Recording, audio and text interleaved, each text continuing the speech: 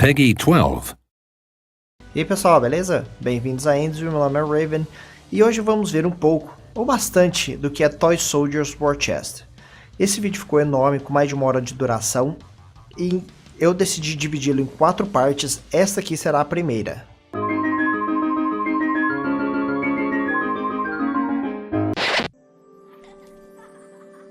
Bom pessoal, eu estou tendo um pouquinho de problemas para conseguir fazer essa análise desse jogo, para conseguir gravar esse vídeo. Eu já tentei umas 4 vezes e meio que não consegui. Bom, vamos tentar de novo. Ele é um jogo de Tower Defense e tiro em primeira pessoa, semelhante aos outros jogos da série Toy Soldiers, em que você pode entrar dentro de uma defesa e atirar usando ela. Ou nesse aqui, como no segundo jogo de Toy Soldiers, nós podemos invocar heróis e usar veículos especiais e coisa e tal, para a gente poder jogar também.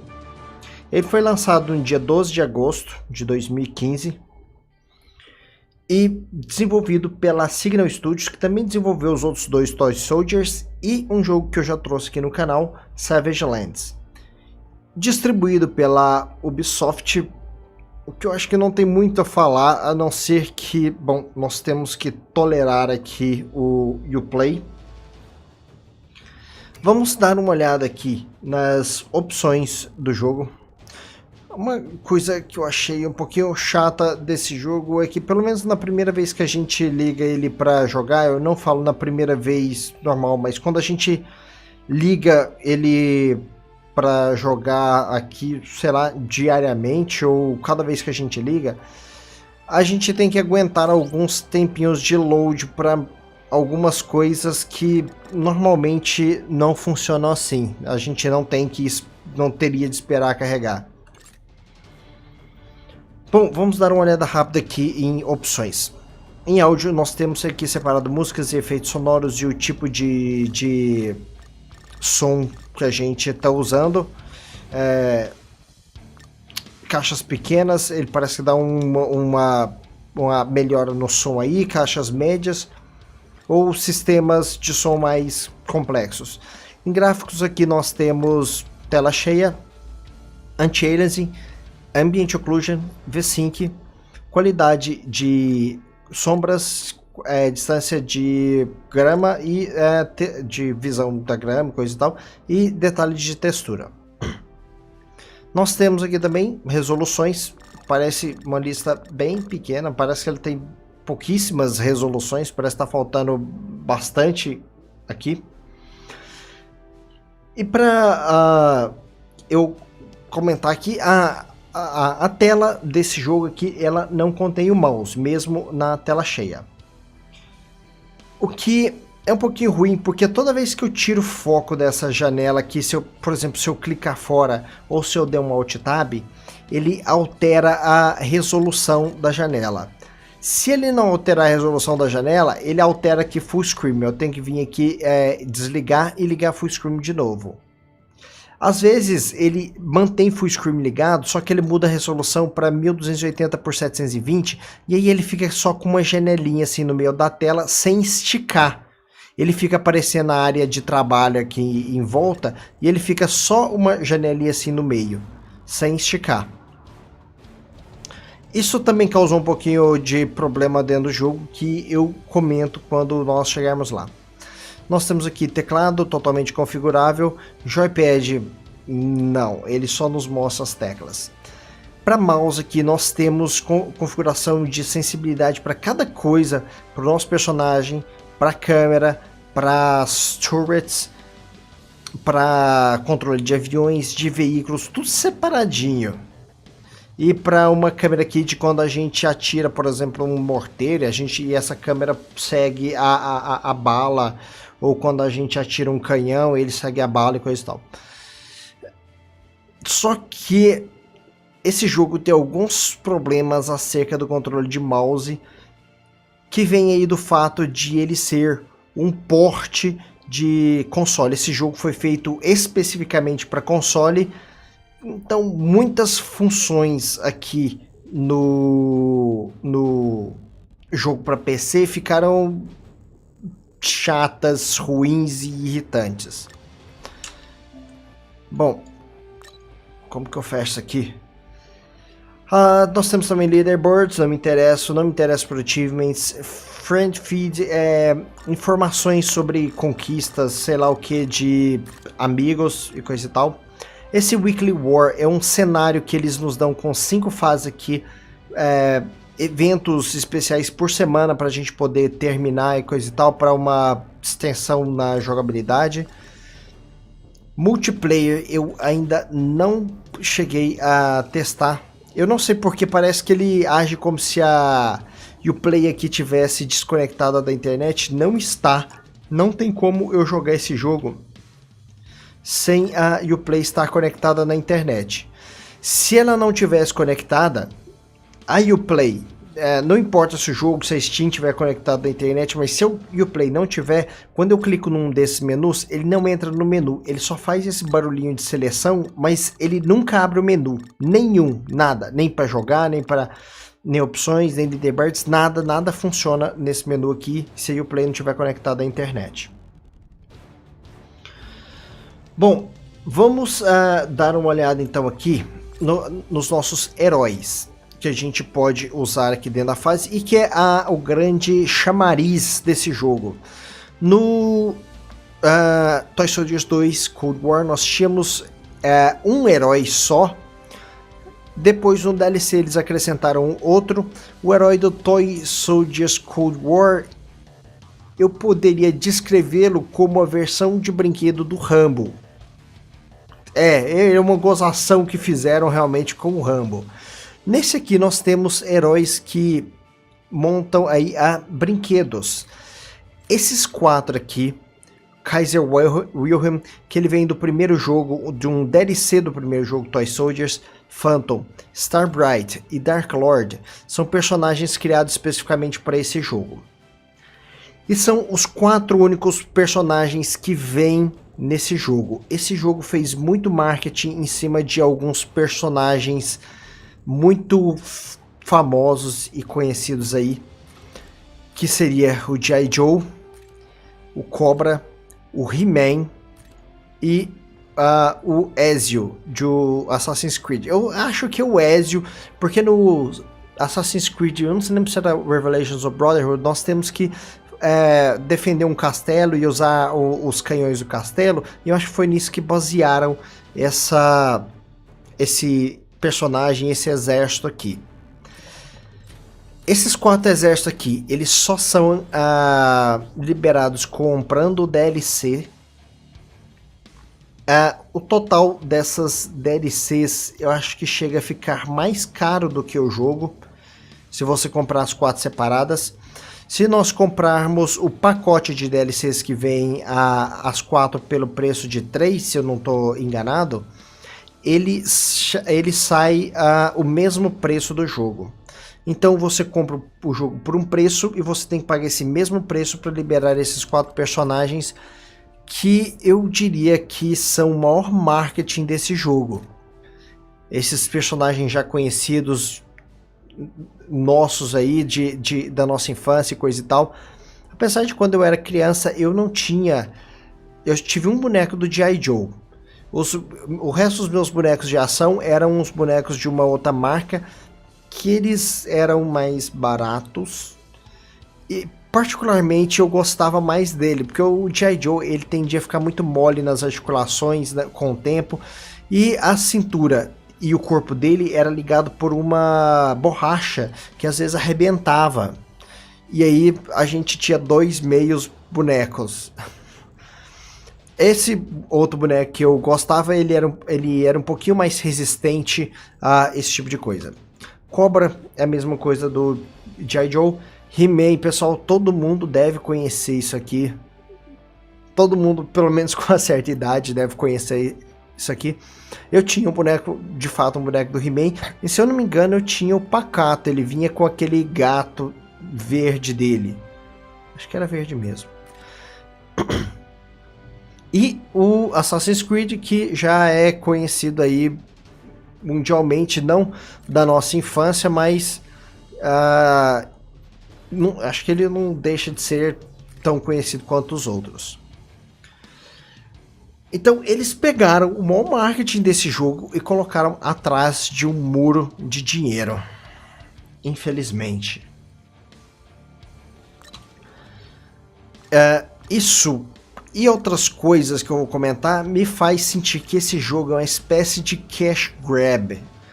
Sabe, que eles fizeram isso só para ganhar dinheiro, tanto devido a esse modelo de negócio deles, quanto a qualidade de algumas coisas no jogo, que depois a gente vê. Aqui nós podemos personalizar nosso exército. Nós temos aqui o nosso herói. Nós podemos mudar as armas equipadas nele aqui. Que droga, não era para sair não. Essa arma, por que ele fica saindo quando eu mando ele voltar a partir daqui? Para eu sair daqui eu tenho que selecionar uma coisa, eu não posso mandar voltar não, que porcaria. Tá, calma, vamos lá. Essa arma aqui é a arma básica do nosso personagem, ela tem um tamanho de pente que a gente, quando esvazia, a gente tem que recarregar, mas a munição é infinita. Essa arma aqui, ela tem geralmente pentes menores. Essa aqui causa mais dano a veículos, a unidades com armadura. Só que a munição dela é limitada. Isso é uma coisa que eu achei muito paia. Não tem como recuperar munição para essa arma. Para eu fazer isso, esse jogo aqui nós só podemos controlar o nosso personagem em certas ocasiões. Eu tenho que deixar de controlar o meu personagem e vir a controlá-lo de novo em uma outra ocasião. É a única forma de eu recuperar munição dessa arma. Isso aqui é um especial que a gente pode usar. Nós temos que encher uma barra e podemos usar personagens, podemos usar também, tipo, como se fossem veículos, que no caso desse aqui, que saco, é esse dragão aqui, ou podemos usar esse especial aqui que ele acerta, tem especiais diferentes que acertam toda a tela, uma área da tela e causam muito dano, esse tipo de coisa. Eu particularmente não costumo usar esses especiais não.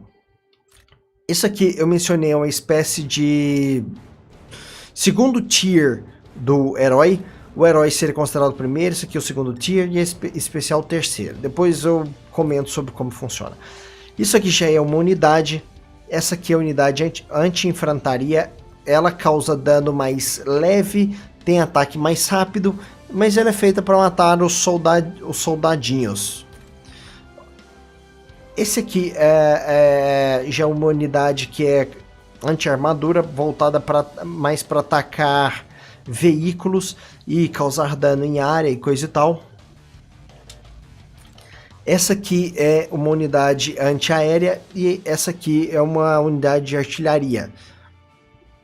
Eu não me lembro de todas as unidades de artilharia, mas em geral elas são uma espécie de um canhão, uma catapulta, uma coisa desse tipo. Isso aqui são os upgrades que eu posso fazer nessa unidade. Esse jogo que eu gostei muito, que nos jogos anteriores, para fazer uma upgrade na unidade, a gente só clicava num botão. Esse aqui é dividido em 3 áreas de upgrade.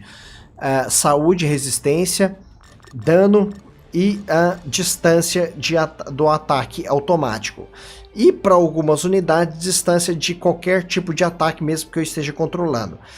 Se eu tiver, por exemplo, esse aqui que é um canhão, eu consigo acertar, além do alcance automático dela, dessa defesa, porque ela simplesmente atira para longe, para onde eu mirar. Outras unidades são mais limitadas. Isso aqui é para o multiplayer, onde nós podemos ser o atacante, pelo menos eu acho que sim, em outro jogador. Então esse aqui é a nossa infantaria, outro tipo de infantaria mais pesada, com canhões mais voltados para destruir defesas e coisa e tal. Isso aqui já são veículos com armadura e coisa e tal. Esse personagem aqui, o Dark Lord, ele é meio baseado que em RPG, esse tipo de coisa, uma espécie de um Dungeon Master. Então ele tem muitos... As unidades dele são mais monstros. Aí a parte do load que eu comentei, pessoal. Tá. Aguenta. Esse aqui, por exemplo, tem essa unidade aqui, que é uma unidade de infantaria com armadura. Não dá pra ver aqui, mas o que tem atrás dessa placa de metal aqui são carinhas com armas atirando. Aí nós temos tanques, aviões, tanques mais pesados, aviões bombardeiros e um boss, como mesmo vem falando aqui. Porque cada fase que nós temos aqui é de um personagem e algumas a gente tem que enfrentar boss. Esse cara aqui, o Kaiser Wilhelm, eu acho que ele é o único exército cuja arma anti-armadura tem alcance limitado mesmo mirando, que é morteiro. Então esse range ele ataca uma área circular em volta da minha unidade de defesa automaticamente, só que esse aqui, mesmo se eu estiver mirando, eu só posso atacar nesse círculo, pelo fato de ele ser um morteiro. O que faz com que o exército desse Kaiser seja objetivamente inferior aos outros exércitos. E eu tenho aqui exércitos que são objetivamente superiores aos outros. Por exemplo, a unidade anti-armadura do G.I. Joe e do Cobra são semelhantes. O G.I. Joe é um canhão de... acho que é de energia, sei lá o que. E esse aqui ele é um veículo que ataca uns mísseis. Só que esse carinha aqui, eu acho que ele acerta numa área um pouquinho maior do que o G.I. Joe. Que as unidades anti-armadura geralmente elas causam dano em área. Só que eu já comparei esses dois em uma fase, em um ponto específico, e o G.I. Joe, ele objetivamente causa mais dano do que a unidade anti-armadura do Cobra.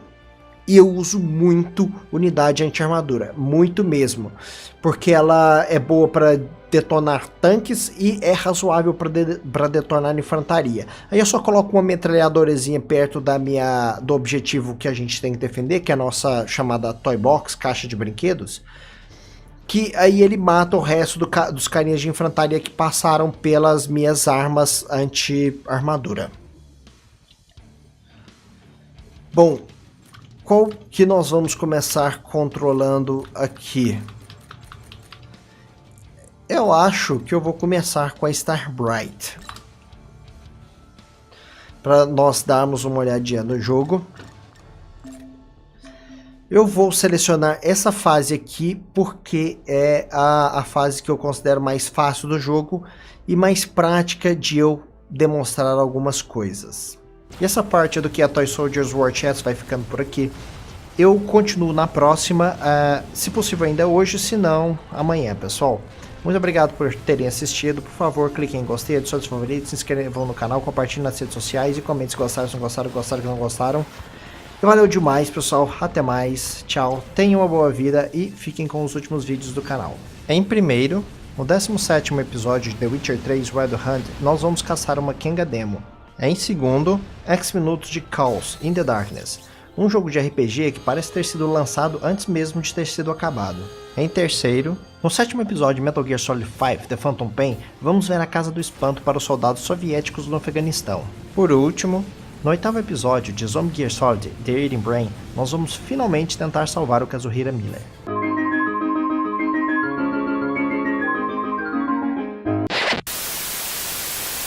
Sombras, distância de grama e de visão da grama, coisa e tal, e detalhes de textura. Nós temos aqui também resoluções, parece uma lista bem pequena, parece que ele tem pouquíssimas resoluções, parece que está faltando bastante aqui. E para eu comentar aqui, A tela desse jogo aqui, ela não contém o mouse, mesmo na tela cheia. O que é um pouquinho ruim, porque toda vez que eu tiro o foco dessa janela aqui, se eu, por exemplo, se eu clicar fora ou se eu der um Alt Tab, ele altera coisas que normalmente não funcionam assim. A gente não teria de esperar carregar. Bom, vamos dar uma olhada rápida aqui em opções. Em áudio, nós temos aqui separado músicas e efeitos sonoros e o tipo de som que a gente está usando. Caixas pequenas, ele parece que dá uma melhora no som aí, caixas médias ou sistemas de som mais complexos. Em gráficos aqui nós temos tela cheia, anti-aliasing, ambient occlusion, V-Sync, qualidade de PEGI 12. E aí pessoal, beleza? Bem-vindos a Endzone, meu nome é Raven e hoje vamos ver um pouco, ou bastante, do que é Toy Soldiers War Chest. Esse vídeo ficou enorme, com mais de 1 hora de duração, e eu decidi dividi-lo em 4 partes, esta aqui será a primeira.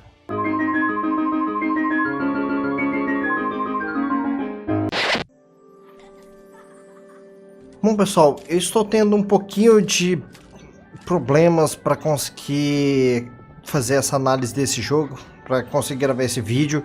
Eu já tentei umas 4 vezes e meio que não consegui.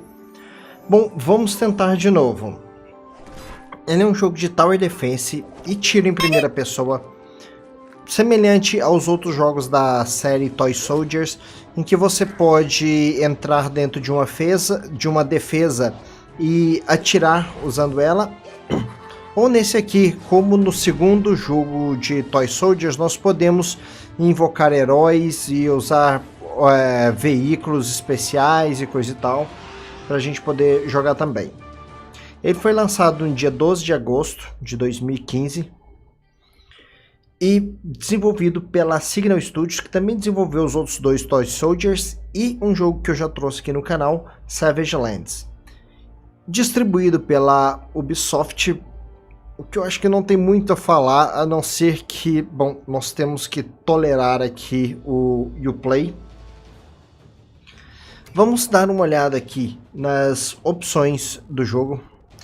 Uma coisa que eu achei um pouquinho chata desse jogo é que, pelo menos na primeira vez que a gente liga ele para jogar, eu não falo na primeira vez normal, mas quando a gente liga ele para jogar aqui, sei lá, diariamente ou cada vez que a gente liga, a gente tem que aguentar alguns tempinhos de load para algumas